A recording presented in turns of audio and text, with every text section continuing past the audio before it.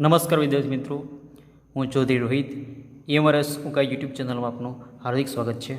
આજે આપણે ધોરણ 6 વિષય ગણિત પ્રકરણ 4 ભૂમિતિના ખ્યાલો અભ્યાસ કરીશું. તો સૌપ્રથમ આપણે જોઈએ કે ભૂમિતિ એટલે શું. તો ભૂમિતિ એ ગ્રીક શબ્દ જીઓમેટ્રોનના જેવો છે. જીઓનો અર્થ પૃથ્વી છે અને મેટ્રોનનો અર્થ માપન છે. બરાબર. અહીં આપણે ભૂમિતિમાં જોઈએ તો ભૂનો અર્થ એ જમીન થાય છે અને આ મિતિ જે છે એ મિતિનો અર્થ માપન થાય છે. હવે ભૂતકાળમાં આ ભૂમિતિનો ઉપયોગ ક્યાં થતો હતો? તો ભૂતકાળમાં વિવિધ કળાઓમાં, સ્થાપત્યોમાં, ખેતી કરવા માટેની જમીનની હદ નક્કી કરવામાં આ ભૂમિતિનો ઉપયોગ થતો હતો. હવે સ્થાપત્યોમાં કેવી રીતે? તો તમે સ્થાપત્યો ભૂતકાળમાં જે રાજા મહારાજાઓ જે સ્થાપત્યો બનાવી ગયા, દાખલા તરીકે મહેલો, દરવાજાઓ, બરાબર છે, તો મંદિરો, તો આવા જે સ્થાપત્યો છે એ સ્થાપત્યો બનાવવામાં એનું માપ લેવા માટે ભૂમિતિનો ઉપયોગ થતો હતો. બરાબર. તો આ રીતે ભૂતકાળમાં ભૂમિતિનો ઉપયોગ થતો હતો.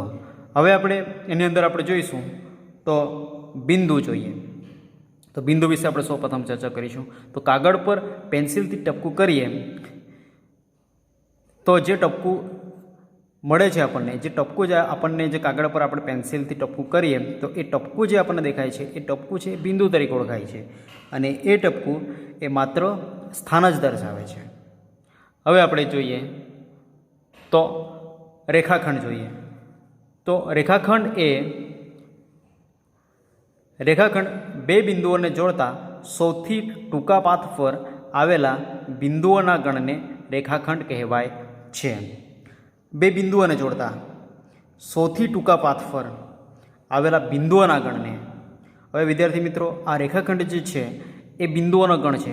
ઘણા બધા બિંદુઓ મળીને, ઘણા બધા બિંદુઓ એક પછી એક ગોઠવાઈને એક સરખી લાઈનમાં સરખા પાથ પર ગોઠવાઈને જે આકાર ધારણ કરે છે, બરાબર, સરખા એક જ પાથ પર ગોઠવાઈને એક ટૂંકો પાથમાં એ બિંદુઓ એક પછી એક ગોઠવાય છે. એટલે આવા ઘણા બધા બિંદુઓ હોય છે. એટલે આ બિંદુઓના ગણને રેખાખંડ કહેવામાં આવે છે, જે તમને અહીં આકૃતિમાં એબી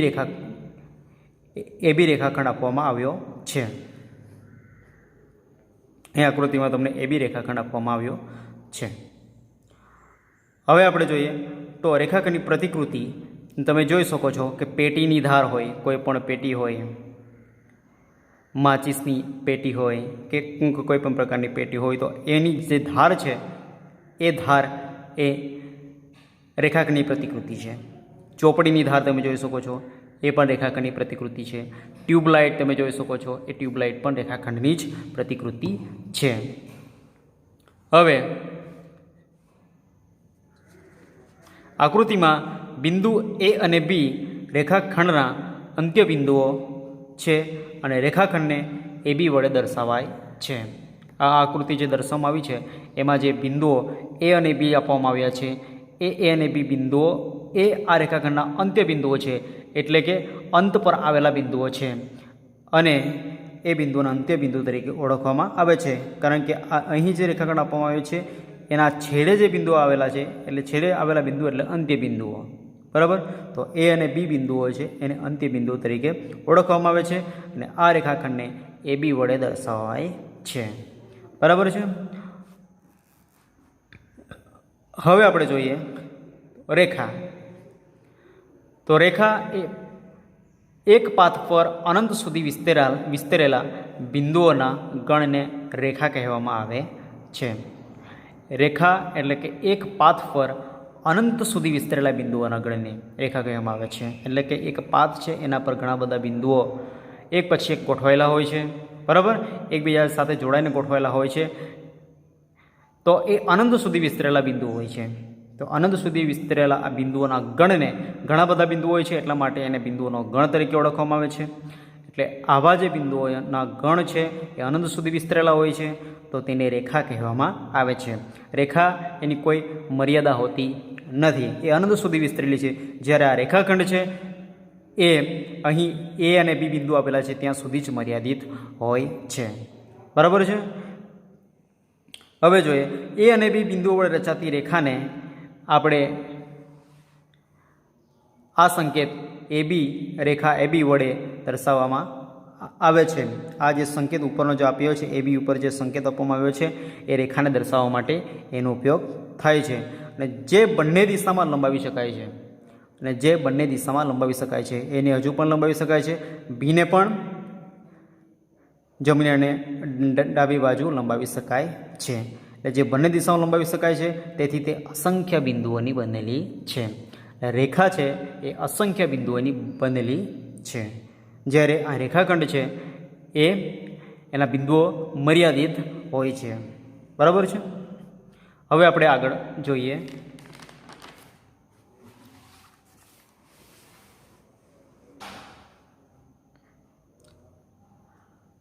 રેખા એ બી વડે દર્શાવાય છે. હવે આપણે જોઈએ છેદતી રેખાઓ. તો અહીંયા તમે આકૃતિમાં જોઈ શકો છો કે આ L1 અને L2 આ બંને રેખાઓ છે એ એકબીજાને છેદે છે અને એનું છેદ બિંદુ જે છે એટલે જે બિંદુએ આ બંને રેખાઓ છેદે છે તેને બિંદુ P નામ આપવામાં આવ્યું છે. અહીં આપણે જોઈએ તો બે રેખાઓ L1 અને L2 દર્શાવેલ છે અને બંને રેખાઓ Pમાંથી પસાર થાય છે અને L1 અને L2 રેખા એ P બિંદુએ છેદે છે. જો બે રેખાઓનું એક સામાન્ય બિંદુ હોય તો તેને છેદ બિંદુ કહેવાય છે.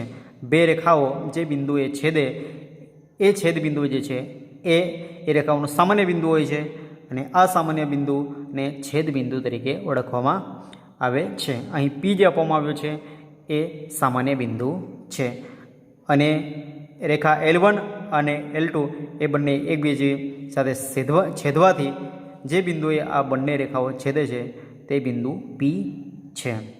દાખલા તરીકે આપણે જોઈ શકીએ છીએ અંગ્રેજી મૂળાક્ષર X, પછી રસ્તાઓમાં પણ આપણે જોઈ શકીએ છીએ 4 રસ્તાઓ. બરાબર, એ છેદતી રેખાઓનું ઉદાહરણ છે. ઓકે, હવે આપણે આગળ જોઈશું તો સમાંતર રેખાઓ. તો સમાંતર રેખાઓ કોને કહેવાય? તો અહીંયા આકૃતિમાં તમે જોઈ શકો છો ABCD આ રીતે રેખાખંડો એકબીજા સાથે જોડાઈને એક બંધ આકૃતિ રચતો હોય એવી અહીંયા આકૃતિ દર્શાવી છે. તો આકૃતિમાં AB અને BC અહીંયા તમે જોઈ શકો છો કે AB આ એક રેખાખંડ AB અને રેખાખંડ BC એ એકબીજાને અહીં B બિંદુમાં છેદે છે. પછી આ રેખાખંડ BC અને બીજી બાજુ જે છે એ રેખાખંડ DC એ અહીં C બિંદુએ છેદે છે. બરાબર, આ BC અને CD અહીં આ એ સામાન્ય બિંદુ છે C. બરાબર, એટલે કે આ રેખાખંડ BC અને રેખાખંડ આ CD અહીં C બિંદુએ છેદે છે. અહીં ઉપર રેખાખંડ AB અને રેખાખંડ BC એ B બિંદુએ છેદે છે અને આ B એ સામાન્ય બિંદુ છે.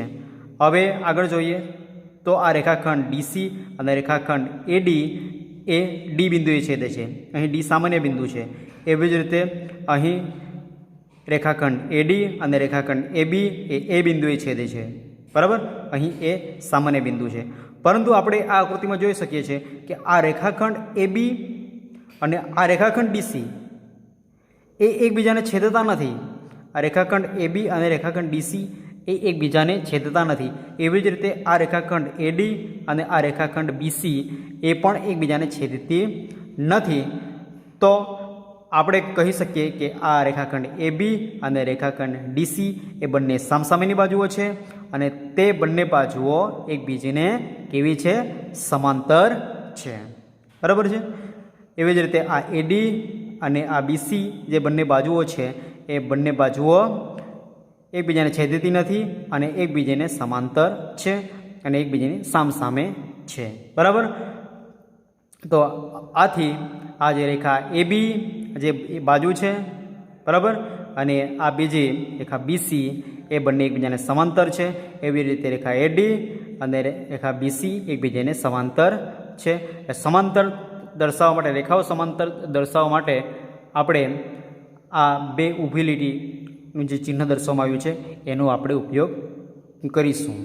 બરાબર, હવે સમાંતર રેખાઓનું આપણે ઉદાહરણ જોઈએ તો માપપટ્ટીની સામેની ધાર, રેલવે લાઇન તમે જોઈ શકો છો, બારીના સળિયા તમે જોઈ શકો છો, એ સમાંતર રેખાઓનું ઉદાહરણ છે. હવે આપણે આગળ જોઈએ તો કિરણ. તો કિરણ એ રેખાનો જ એક ભાગ છે. કિરણ એ રેખાનો જ એક ભાગ છે જે એક બિંદુથી ઉદ્ભવે છે અને તે અનંત સુધી એક જ દિશામાં જાય છે. અહીં તમે આકૃતિમાં જોઈ શકો છો કે આ રેખાનો જ એક ભાગ છે. અહીંયા એ બિંદુથી એ ઉદ્ભવે છે, એટલે કે એની શરૂઆત થાય છે એ બિંદુથી, અને તે અનંત સુધી એક જ દિશામાં જાય છે. બરાબર. એમાં આપણે એના પર આપણે ઘણા બધા બિંદુઓ દર્શાવી શકીએ. બરાબર. અહીં ઉદ્ભવ બિંદુ કયું છે? એ છે, અને પી તેના માર્ગ પરનું બિંદુ છે. તો આપણે અહીં ઘણા બિંદુઓ મૂકી શકીએ. હવે આગળ જોઈએ વક્ર.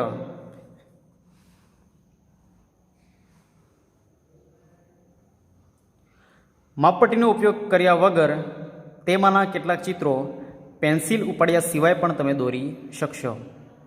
હવે વક્ર કોને કહેવાય? તો માપપટ્ટીનો ઉપયોગ કર્યા વગર તેમાંના કેટલાક ચિત્રો પેન્સિલ ઉપાડ્યા વગર આપણે દોરી શકીએ છીએ.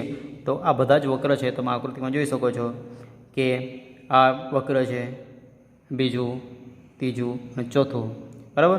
તો અહીં તમે જોઈ શકો છો તો આ વક્ર છે, બીજા નંબરનું પણ વક્ર છે, ત્રીજા નંબરનું પણ વક્ર છે. પણ આ જે ચોથા નંબરનું જે છે એ વક્ર નથી, એ સીધી લાઈન છે. બરાબર. એ માપપટ્ટી દ્વારા દોરવામાં આવે છે. તો વક્ર એટલે માપપટ્ટીનો ઉપયોગ કર્યા વગર તેમાંના કેટલાક ચિત્રો પેન્સિલ ઉપાડ્યા સિવાય આપણે વાંકા ચૂકા કે ગમે તે રીતે દોરીએ તો તેને આપણે વક્ર તરીકે ઓળખી શકીએ છીએ. હવે ત્યારબાદ આપણે જોઈએ બહુકોણ. બહુકોણ કોને કહેવાય? તો જે બંધ આકૃતિ ખૂણાઓથી રચાયેલી હોય તેને બહુકોણ કહેવાય છે. જે બંધ આકૃતિ ખૂણાઓથી રચાયેલી હોય છે તેને બહુકોણ કહેવામાં આવે છે. બહુકોણ એટલે કે ઘણા બધા ખૂણાઓ હોય. બરાબર છે. અહીંયા આકૃતિ આપણને આપવામાં આવી છે. તો આમાં કેટલા રેખાખંડો તમે જોઈ શકો છો? તો 1, 2, 3, 4, 5. આમાં ખૂણાઓ કેટલા છે? આ એક ખૂણો, બે ખૂણો, ત્રીજો, ચોથો અને પાંચમો ખૂણો. બરાબર. અહીંયા ખૂણાઓ એક કરતાં વધારે છે એટલા માટે તે ઘણા બધા ખૂણાવાળો, એક કરતાં વધારે ખૂણાઓ છે અને ખૂણાઓ કેટલા છે? 5 છે. તેથી તેને બહુકોણ તરીકે ઓળખી શકાય. પછી અહીંયા ત્રીજી આકૃતિ આપેલી છે, એમાં 3 રેખાખંડોથી બનેલી આકૃતિ છે. તેઓ પરસ્પર એકબીજા સાથે જોડાઈને બનેલા છે. બરાબર. આ બંધ આકૃતિની રચના કરે છે. અને આ ત્રિકોણની આકૃતિ છે અને તેના કેટલા ખૂણાઓ છે? 1, 2 અને 3. 3 ખૂણાઓ છે. આથી એક કરતાં વધારે ખૂણાઓ છે માટે તેને બહુકોણ કહી શકાય. પછી આ ત્રીજી આકૃતિ આપવામાં આવી છે, એમાં રેખાખંડ 1, 2, 3 અને 4 છે અને તેના ખૂણાઓ 1, 2, 3 અને 4. 4 ખૂણાઓ છે, એક કરતાં વધારે ખૂણાઓ છે માટે આ આકૃતિની પણ બહુકોણની આકૃતિ છે તેમ આપણે કહી શકીએ. તો બહુકોણ એ એવી બંધ આકૃતિ છે કે જે સંપૂર્ણ રીતે રેખાખંડોથી બનેલી હોય છે. બહુકોણ એવી બંધ આકૃતિ છે જે સંપૂર્ણ રીતે રેખાખંડોથી બનેલી છે. ખૂણો. કોઈ બે ભિન્ન કિરણ વચ્ચેના ભાગને ખૂણો કહેવાય છે. કોઈ બે ભિન્ન કિરણ વચ્ચેના ભાગને ખૂણો કહેવાય છે. ભિન્ન કિરણો એટલે કે જુદા જુદા કિરણો વચ્ચેનો ને એ બંને કિરણોને આપણે એક છેડેથી જોડીએ ત્યારે એ વચ્ચે જે બાકી રહેતો જે ભાગ છે એને ખૂણો કહેવાય છે. તમે આકૃતિમાં અહીં જોઈ શકો છો કે આ કિરણ પી ઓપી અને કિરણ ઓક્યુ એ બંને કિરણો અહીં એક સામાન્ય બિંદુ ઓ સાથે જોડાયેલા છે. બરાબર. આ છેદ બિંદુ છે ઓ. આ કિરણ પી અને કિરણ ક્યુનું છેદ બિંદુ કયું છે? ઓ છે. એ સામાન્ય બિંદુ છે એટલા માટે આપણે કિરણ ઓપી તરીકે ઓળખી શકીએ અને કિરણ ઓક્યુ તરીકે ઓળખી શકીએ.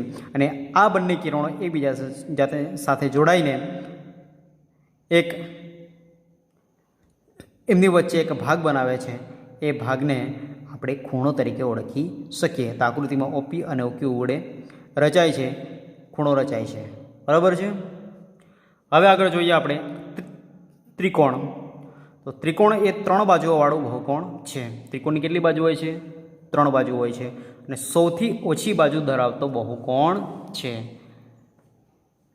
સૌથી ઓછી બાજુ ધરાવતો બહુકોણ હોય તો કયો છે? કયો આકાર? ત્રિકોણનો આકાર. બરાબર. બે રેખાખંડો વડે આપણે બંધ આકૃતિ દોરી શકીએ નહીં. બરાબર.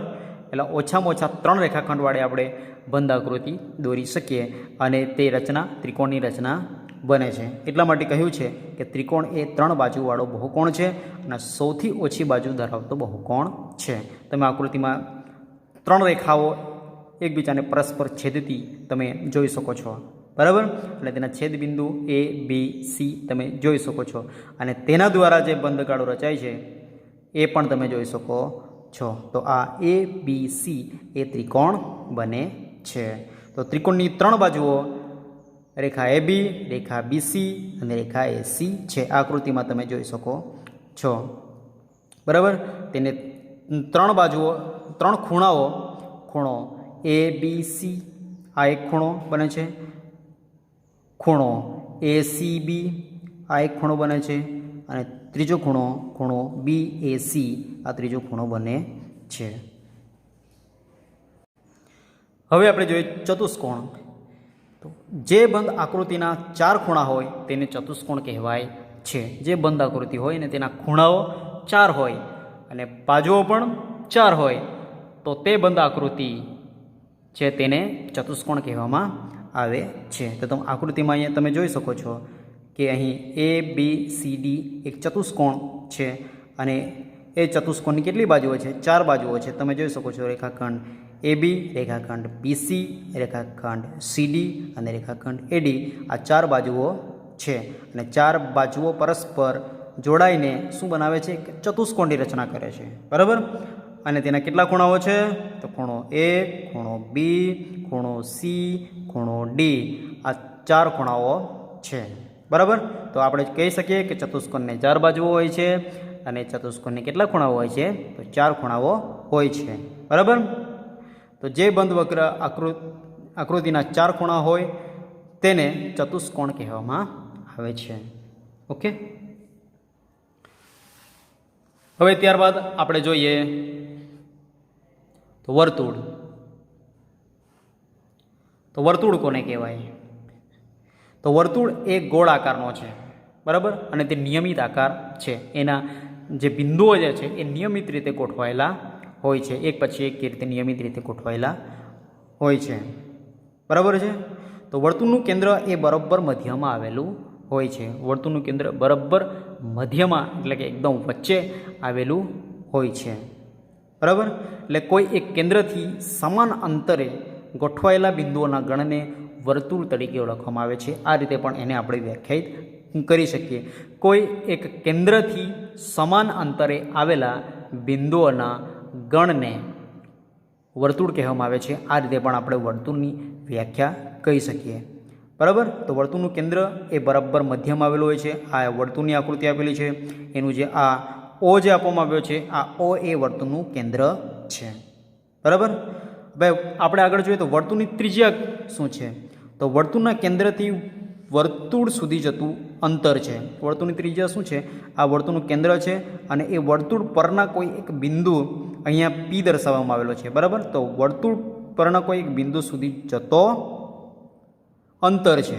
બરાબર છે. અહીંયા OP એ ત્રિજ્યા છે. બરાબર. તો આપણે ત્રિજ્યાને કેવી રીતે વ્યાખ્યાયિત કરી શકીએ કે વર્તુળના કેન્દ્રથી કોઈ ચોક્કસ બિંદુ વચ્ચેનું અંતર એટલે ત્રિજ્યા. અને ત્રિજ્યાને અંગ્રેજીમાં રેડિયસ તરીકે ઓળખવામાં આવે છે. આથી તેને સંકેતમાં આપણે સ્મોલ r તરીકે પણ આ ત્રિજ્યાને આપણે લખી શકીએ. બરાબર. તો વર્તુળના કેન્દ્રથી વર્તુળ પરના આવેલા બધા બિંદુઓ સમાન અંતરે આવેલા હોય છે. અહીં વર્તુળનું કેન્દ્ર છે અને આ વર્તુળના કેન્દ્રથી આ વર્તુળ પરના તે દરેક બિંદુઓ જે છે દરેક બિંદુઓ અહીં આપણને બિંદુ સ્વરૂપે આકૃતિ નથી દેખાતી. બરાબર. બિંદુઓ એકબીજા સાથે જોડાયેલા છે એટલે બિંદુઓનો ગણ છે. આથી આપણે હવે તમે અહીં જોઈ શકો છો તો નાના નાના બિંદુઓ એકબીજા સાથે જોડાઈને આ બંધ વક્ર બનાવે છે. બરાબર. તો આ બિંદુથી સમાન અંતરે આ બધા બિંદુઓ આ કેન્દ્રથી સમાન અંતરે આવેલા હોય છે, જેથી કરીને અહીં આપણે વર્તુળ બનાવી શકીએ છીએ. બરાબર છે. તો દરેક બાજુએ ત્રિજ્યા સમાન હોય છે. આ વર્તુળથી દરેક બાજુએ એની ત્રિજ્યા કેવી હોય છે? સમાન હોય છે. ઓકે, અને જો સમાન ન હોય તો એ લંબગોળ બની જાય, એને પછી વર્તુળ કહેવાય નહીં. એટલે આ એની કેન્દ્રથી આ વર્તુળ પરના દરેક બિંદુઓ સમાન હોવા જોઈએ, તો જ તેને વર્તુળ તરીકે ઓળખવામાં આવે. હવે ત્યારબાદ આપણે જોઈએ તો વર્તુળનો વ્યાસ જોઈએ. તો વર્તુળનો વ્યાસ એટલે કે વર્તુળ પર આવેલા કોઈ બિંદુથી સામેની બાજુએ આવેલા બિંદુ પર પસાર થતી રેખા જે વર્તુળના કેન્દ્રમાંથી પસાર થાય છે તેને વર્તુળનો વ્યાસ કહેવામાં આવે છે. અહીંયા તમે આકૃતિમાં તમે જોઈ શકો છો કે આ રેખાખંડ જે એબી છે, બરાબર, આ જે એબી રેખાખંડ છે એ ક્યાંથી પસાર થાય છે? આ વર્તુળના કેન્દ્ર ઓમાંથી પસાર થાય છે, બરાબર. અને વર્તુળ પરના બંને બિંદુઓને પરસ્પર બિંદુઓને જોડે છે. જો આ વર્તુળ પરનું એક બિંદુ અને વર્તુળ પરનું બીજું બી બિંદુ, બરાબર, એ બંને બિંદુઓને આ વર્તુળના કેન્દ્રમાંથી પસાર થતી રેખા જોડે છે. તો આ જ રેખા જે છે જે વર્તુળના કેન્દ્રમાંથી પસાર થાય છે તો તેને વર્તુળનો વ્યાસ કહેવામાં આવે છે. બરાબર છે વિદ્યાર્થી મિત્રો. અને એ વ્યાસ બરાબર આપણે 2 ગુણ્યા ત્રિજ્યા આવું પણ લખી શકીએ, કારણ કે વર્તુળના કેન્દ્રથી વર્તુળ પરના બિંદુ વચ્ચેનું અંતર એને આપણે ત્રિજ્યા કીધું, બરાબર. તો અહીંયા 1 ત્રિજ્યા અને આ O થી B બીજી ત્રિજ્યા, એટલે કેટલી ત્રિજ્યા થઈ? કુલ 2 ત્રિજ્યા થઈ. માટે આપણે વ્યાસ બરાબર 2 ગુણ્યા ત્રિજ્યા લખી શકીએ. બરાબર છે. હવે આપણે આગળ જોઈશું વર્તુળની જીવા. વર્તુળની જીવા કોને કહેવાય?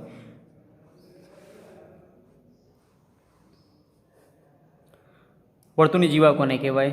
તો જે રેખા વર્તુળના કેન્દ્રમાંથી પસાર થતી ના હોય અને વર્તુળ પરના 2 બિંદુઓને જોડતી હોય. અહીંયા તમે જોઈ શકો છો, આ આકૃતિ તમે જોઈ શકો છો આકૃતિમાં કે આ જે રેખા જે છે એ વર્તુળમાં 2 બિંદુઓને જોડે છે, બરાબર. અહીંયા આપણે વર્તુળ પરના બિંદુઓનું નામ આપણે આપી દઈએ, આનું નામ P આપીએ અને આનું નામ Q આપીએ. તો આ PQ બિંદુને જે રેખા અહીંયા જોડે છે, વર્તુળ પરના 2 બિંદુ PQને આ રેખા જોડે છે અને તે વર્તુળના કેન્દ્રમાંથી નથી પસાર થતી. તમે જોઈ શકો છો અહીંયા આ AB જે રેખા છે એ વર્તુળના કેન્દ્રમાંથી પસાર થાય છે, એટલે એને વ્યાસ કહે છે. જ્યારે આ PQ રેખા છે એ વર્તુળના કેન્દ્રમાંથી પસાર થતી નથી. આ સ્પષ્ટ યાદ રાખજો કે વર્તુળના કેન્દ્રમાંથી પસાર થતી નથી અને વર્તુળ પરના સામસામેના 2 બિંદુઓને જોડે છે, P અને Qને જોડે છે. આથી તેને શું કહેવાય છે? વર્તુળની જીવા તરીકે ઓળખવામાં આવે છે. બરાબર. હવે તમે અહીંયા આકૃતિમાં જોઈ શકો છો કે આ વર્તુળ પર આ જીવા દોરવાથી આ જે ભાગ જે છે, આ જે ભાગ છે બચે છે એ ભાગને વૃત્તખંડ તરીકે ઓળખવામાં આવે છે. આ વર્તુળની તમે જીવા દોરો ત્યારે આ વર્તુળ પર આ જે ભાગ જે બને છે, બરાબર, જે બંધ વક્ર તમે અહીં જોઈ શકો છો એ બને છે, એને વૃત્તખંડ તરીકે ઓળખવામાં આવે છે. અહીંયા જ્યારે તમે ઘણી બધી ત્રિજ્યાઓ દોરો વર્તુળ પર, બરાબર છે. હવે અહીંયા તમે જોઈ શકો છો તો આ OP ત્રિજ્યા છે, અહીં OA પણ ત્રિજ્યા થાય. તો આ જે વચ્ચેનો જે ભાગ છે, જે ભાગ બને છે એને વૃત્તાંશ તરીકે ઓળખવામાં આવે છે. બરાબર છે વિદ્યાર્થી મિત્રો. Thank you.